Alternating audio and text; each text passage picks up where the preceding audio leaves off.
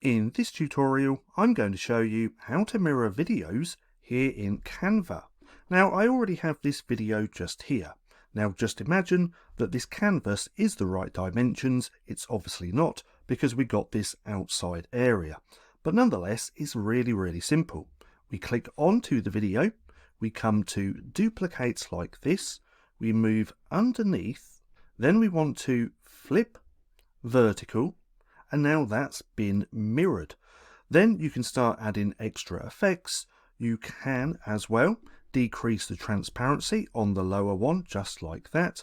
Now, because there's black in this video, let's go ahead and change this background to black as well, just like that.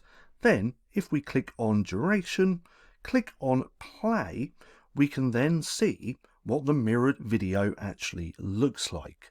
And there we go. So it actually looks pretty good. But nonetheless, that's just how simple it is to mirror videos here in Canva. Now, if you found this video helpful at all, then please consider giving me a like, as it really helps out the channel. And if you're not too sure what to watch next, click right here and watch this playlist.